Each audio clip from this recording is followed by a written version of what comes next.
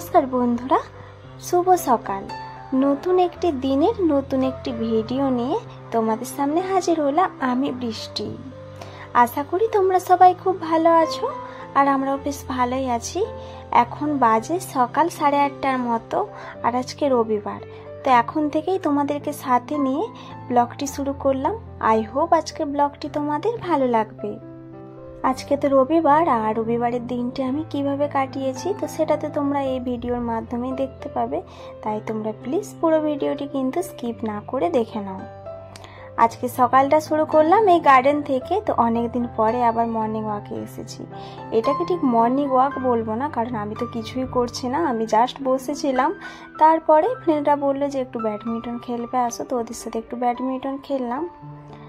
আর 8:30 বেজে গিয়েছে, আমি তারপরে এসেছি গার্ডেনে মর্নিং ওয়াক করতে। তো আমাকে তো হাসিও পাচ্ছিল যে এত তাড়াতাড়ি, মানে এত লেট করে বলে, তাই বলছি যে এত তাড়াতাড়ি কে মর্নিং ওয়াকে আসে। তো এখানে দেখো আমার সাথে কয়েকজন ফ্রেন্ডও এসেছে, তো আমরা সকলে একটু বসেছিলাম। আর তারপরে না গার্ডেন থেকে বেরোনোর পথে সামনে একটা চা দোকান আছে, তো ওখানে না সবাই মিলে বসে একটু চা খেলাম। তারপরে এখন এসেছে একটু মাছ বাজারে মাছ নেওয়ার জন্য। আর আজকে দেখেছো তো মাছ বাজারে কত ভিড়, আজকে যেন মনে হচ্ছে সবাই যেন একদিনেই মাছ নিতে এসেছে। মাছ বাজারে এতই ভিড় ছিল। আর যদিও অন্যান্য দিনের থেকে কিন্তু সানডেতে একটু মাছ বাজারে ভিড় হয়েই থাকে। আর এই তো এখন দেখো সকালের একটু ব্রেকফাস্ট করে নিচ্ছি। এখানে একটা ইডলি নিয়েছি আর একটা ইডলি বড়া নিয়েছি। তিনজনে মিলে ব্রেকফাস্টটা কমপ্লিট করার পরে দেখো এখন চলে এসেছি বাড়িতে। মাছ নিয়েছি আর সাথে আবার কয়েকটা সবজি বাজারও করেছি। এগুলো কাঁচা টমেটো, অনেক দিন পরে জানো তো বাজারে কাঁচা টমেটো পেলাম।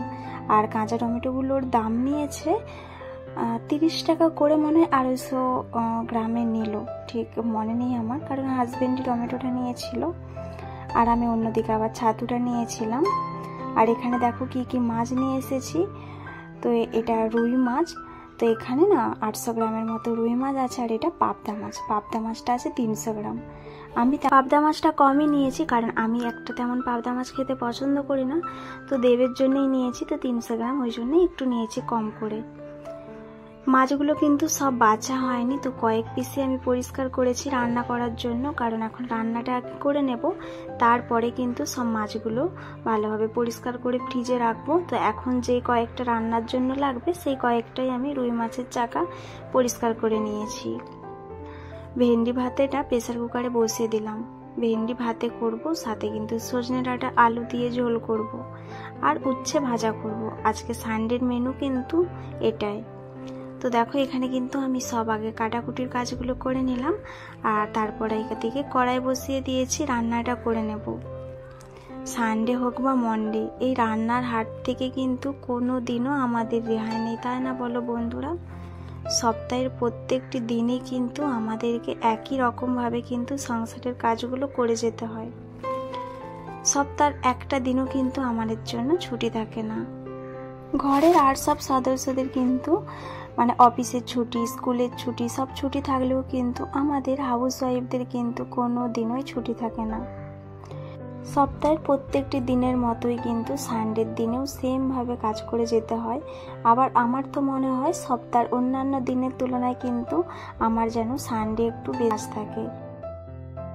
তোমাদের সাথে একটু গল্প করলাম, আর এদিকে দেখো আমার কিন্তু সজনাটা আলু মাছ দিয়ে ঝোলটা প্রায় হয়ে আসছে। সরষা বাটা দিয়ে একটু ভালোভাবে কষিয়ে নিয়ে জল ঢেলে দিয়েছি, আর এখন নামিয়ে নিলাম ফুটে যাওয়ার পরে। আর এখন সোমুড়া দিয়ে দেবো 5 ফোড়ন, শুকনো লঙ্কা, তেজপাতা, আর একটু দিলাম পেঁয়াজ কুচি। আর এখানে আমি দেবো 3টে কিন্তু কাঁচা টমেটো। প্রথমে না 2টো টমেটোই কেটেছিলাম, তারপরে ভাবলাম আর একটা এক্সট্রা দিয়ে দেই, তাহলে একটু টক টক স্বাদ আসবে। 3টে টমেটো দেওয়ার পরেও কিন্তু মানে তেমন একটা টক ভাব ছিল না।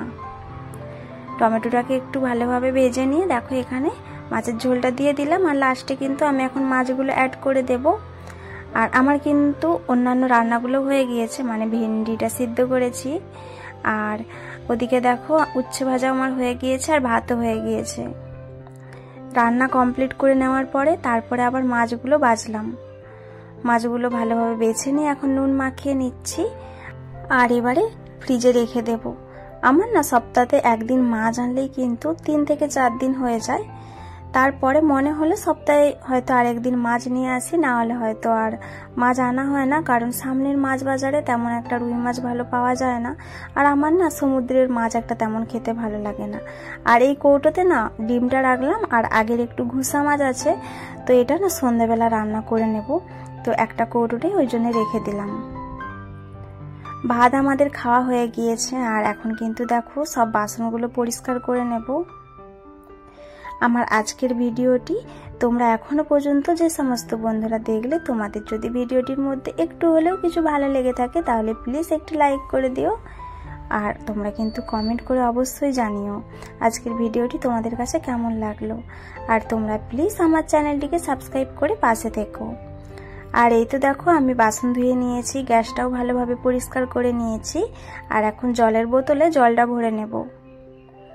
তোমরা যে সমস্ত বন্ধুরা আমার চ্যানেলটিকে সাবস্ক্রাইব করে দিয়েছো তোমাদেরকে অসংখ্য ধন্যবাদ।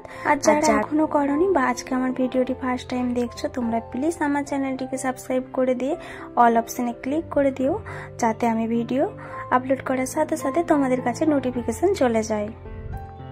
আর এই তো দেখো এখন বোতলে জল ভরে নিয়ে আবার জল কিন্তু ডেকচিতে ভরে নিয়ে গ্যাসে গরম করতে বসিয়ে দিলাম, বোতলগুলোও জায়গাতে রেখে দিলাম। আর এখন একটু তেলের বোতলে তেল ভরে নেব। বোতলে তেলটা শেষ হয়ে গিয়েছে, তো আমি তো একবারে একটা বড় ড্রাম এনে রেখেছি। আর আমি না সরষের তেলে রান্না করি, আগে সাদা তেলে করতাম, বাট এখন সরষের তেলে রান্না করি।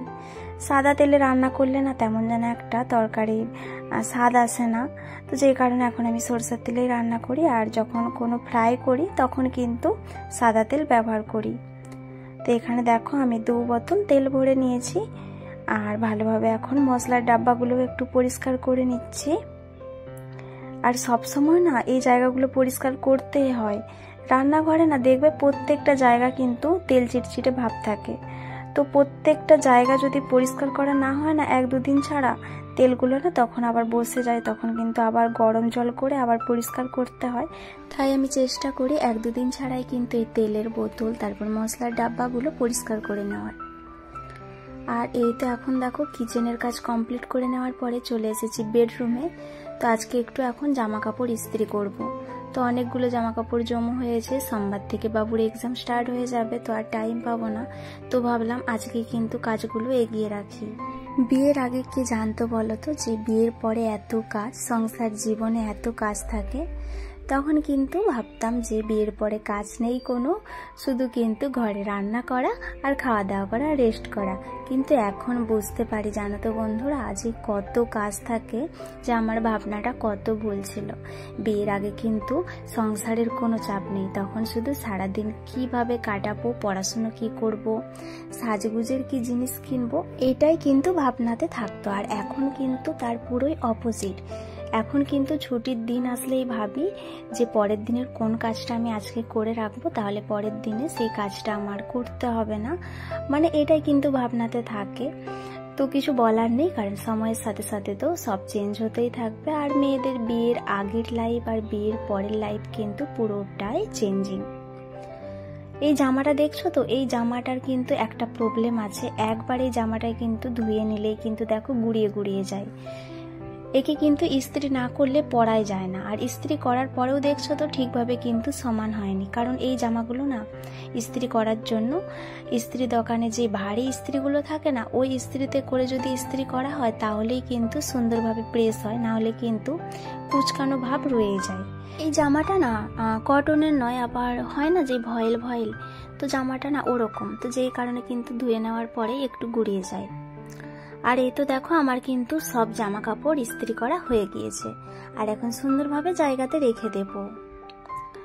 সেই সাথে বন্ধুরা আজকের ভিডিওটি কিন্তু আমি এখানেই শেষ করছি।